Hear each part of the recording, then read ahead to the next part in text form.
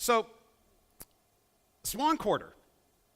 Now, this is a charming little coastal North Carolina village. I've never been there. I don't know if you've ever been there, but apparently it's a little tiny spot. But it's also a home to Providence Methodist Church. Now, we have an image of that church.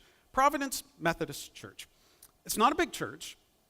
It's not known in any way as a church on the forefront of any of today's latest church growth examples or church growth movements. But it is a church which probably had one of the biggest movements of any church, biggest movements that any church could ever have. So bear with me. Here's what happened to them. Now, it didn't actually happen to this part of the building because this is a newer part. We have another slide picture that shows you the older church. And it was in the 1870s, so it's a while ago, that the local Methodists in the village of Swan Quarter, they decided to work together on constructing a church for their worship, to have a place of their own, because they didn't have that. So their hopes really were to acquire a great piece of land that was on the highest ground in this sea-level village. It's a coastal village. So the building committee, they actually decided to spend some time in prayer, and through that time, they kind of came to the conclusion that the answer to their prayer was to approach the owner of the most suitable vacant lot in the village and offer to purchase said lot. So they did. The owner, Samuel Sadler, declined to sell the piece of land to the church, indicating that he had desires, that he wanted to do things with his piece of land for his own, and really he wasn't going to sell it at any price that they would offer. So while disappointed, the church members went back to praying and thinking, praying, and eventually they chose an alternative spot to plant and put their new church. It was less suitable, but they still began to build it. So, in September of 1876, the church was nearly completed. But before it was coming up to its dedication, a violent hurricane blew in off the ocean and flooded Swan Quarter with a considerable amount of water. So as this tempest blew, and it blew its mightiest, and the waters came in, here's what happened. The foundation of this unfinished church gave way and was lifted by these floodwaters. And according to actually local tradition, citizens watched in awe as the little Methodist church just floated like a ship and moved from its existing lot. It flowed straight down the road to a corner, bumped into the general store. Then a curious thing happened. The building took a sharp right turn and headed down the road for about 2 blocks until it reached the corner of what is now called Church Street. And then it moved slightly off its straight line course, took another turn left, crossed a canal directly in front of the place where people really wanted this church to be put in the first place. Then miraculously, it rotated around, rotated to face the street, and settled exactly in the center of the Sam Sadler property.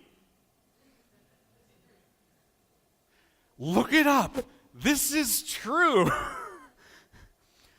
So there it sat and stayed. I mean, what were they going to do? It's the 1870s. Moving the thing was going to be pretty tough. So a number of years passed on, and by 1881, the church actually was able to acquire the lot where they had originally wanted to. Now, not true part of the story is that they said Sam Sadler was so shaken up by what had happened that what else was he going to do, you know? He was like, God, okay, I'll sell it. Really, I will. So now they changed the name of their church to Providence United Methodist Church. And the church membership, it did actually continue to grow in the 1900s, and in 1913, that brick sanctuary was built. So here's a picture that just shows you what this spot was like from Google Maps view, circa 1870s. Google didn't have things in 1870, just saying. So, today, that's what it had to do. It had to go. Incredible. And today, this small frame church, it really sits behind, as you saw, the modern brick sanctuary of their church, and it's used as classrooms. It still is the same church in existence. So, the takeaways from this very true, again, look it up, very true story are plenty. Suffice to say, God will do what God wants to do, and will sometimes move things in some very unexpected ways to do so. Not to mention, that is one crazy, wild ride which started with actually an uncertain prayer, a prayer of hope and of expectation, led to disappointment, a little bit of rethinking, and then eventually ended up with a very unexpected and a very certain answer. A wild, wild story which actually leads us wonderfully into taking a look at what I kind of see as one of the wildest and pretty much one of the most humorous answers to prayer you can find in the Bible. And it's in Acts 12. We're going to be looking at verses 1 to 19. So in Acts 12, verse 1 and 2, says it was about this time that King Herod arrested some who belonged to the church, intending to persecute them. He had James, who was the brother of John, put to death with the sword. So Herod's deciding, okay, I got to deal with this church, so I'm going to do some things. We're going to round up some of these people, and this. He was doing this because really there was a lot of political benefit and advantage in persecuting the early church for him. And what better way to do it than to go after these key leaders of the church at the time. And James, whom we find here, the brother of John, he was the number one guy in Jerusalem. And without a doubt, I bet without a doubt, word probably traveled across the country about James being imprisoned. And the church probably prayed for his freedom, but James wasn't released. Not the answer to prayer that church would have been looking for. Instead, he's given a death. Now, this death is actually a death that's only reserved for those people that the Jewish religious leaders sought really to shame and dishonor. Death by the sword. So basically, all of this was being done really to scare the church, to scare the existing church, to scare those who had, in the eyes of religious leaders, turned away really from what they saw as their true roots and their true faith. Not to mention, again, Herod, political gain, Herod kind of wanted his approval rating amongst the people, particularly the Jewish people, to rise. Let's say above 40%, not to make any direct or indirect statements to anything in today's world. But he wanted to see their their favor.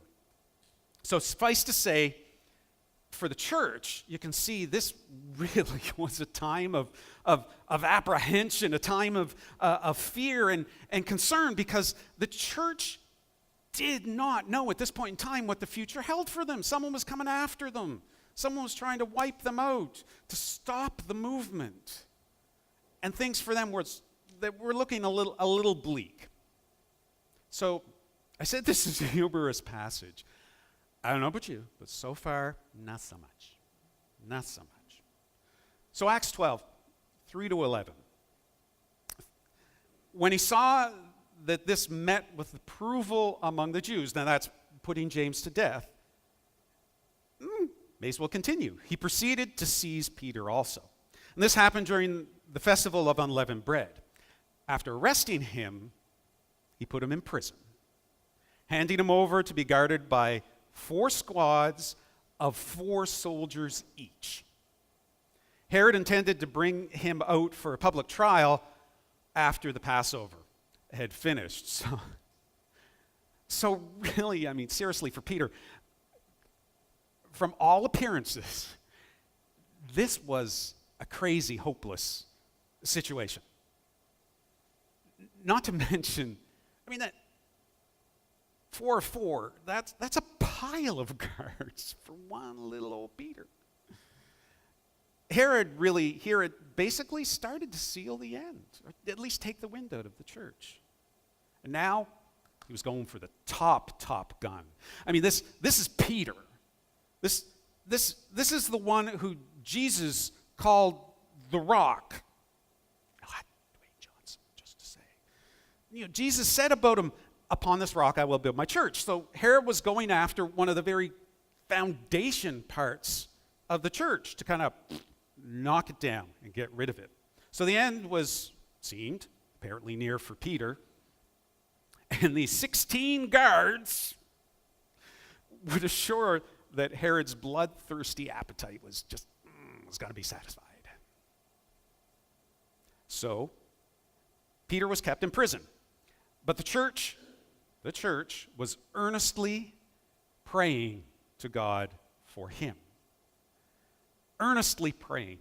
You know, it's interesting, I found in looking through things that, you know, that really means, that's heavy-duty praying, because it actually, part of the Greek words in translation that it comes from earnestly is actually in some ways used as a medical term describing, you know, when muscles are stretched to their limit, like stretched to the limit, like an elastic band, stretched to the limit, to be stretched out. So, and actually it's the exact same word that Jesus prayed in the Garden of Gethsemane. So, you know, this is so earnestly.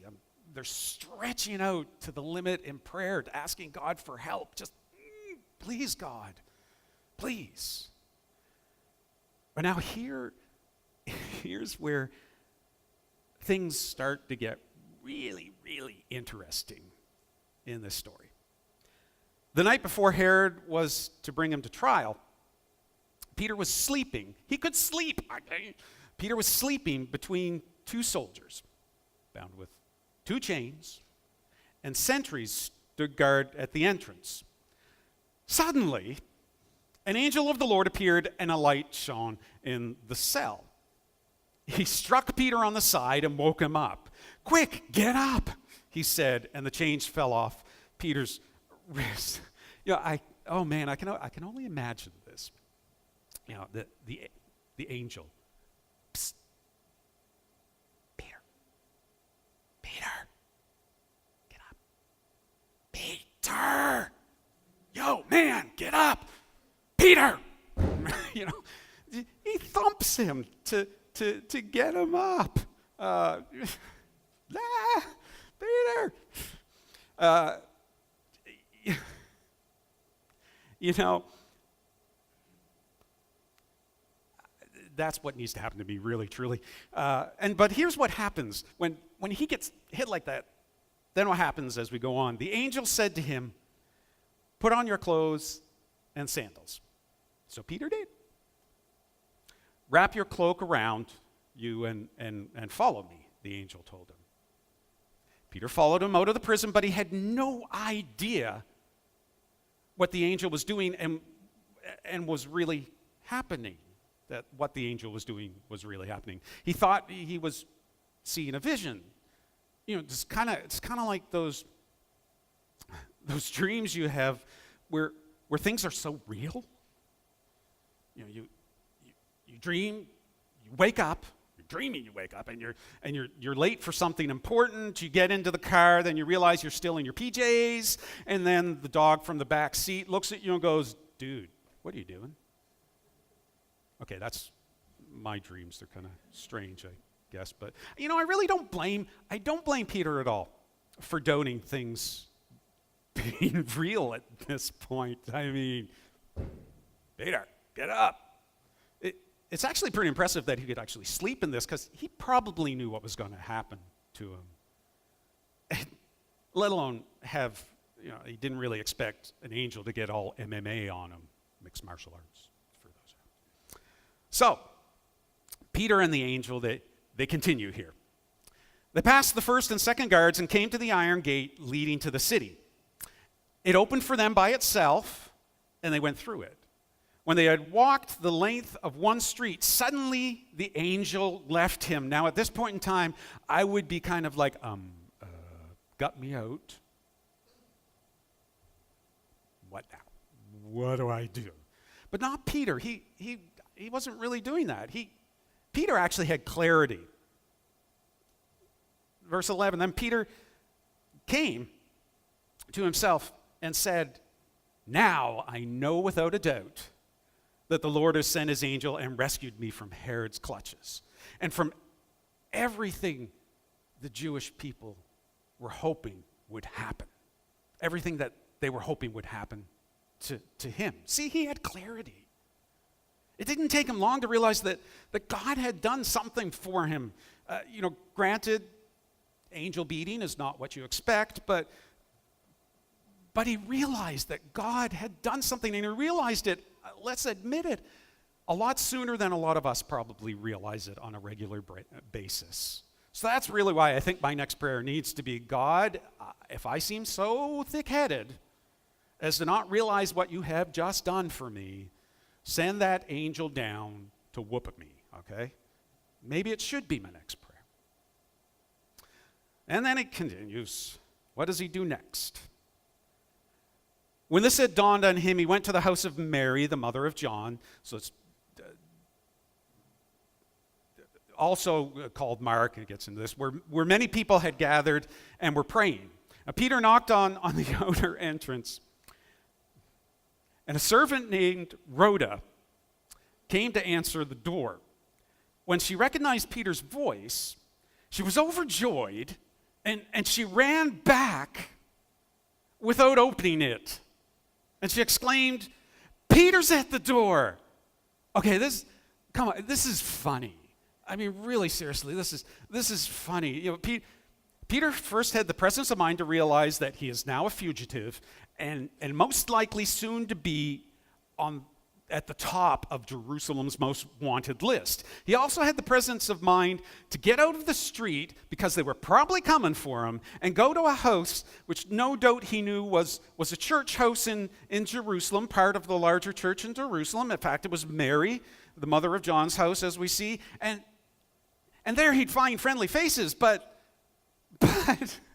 he doesn't see any faces at first, because here he is knocking on the door and probably, somewhat quietly saying, "It's me, Peter."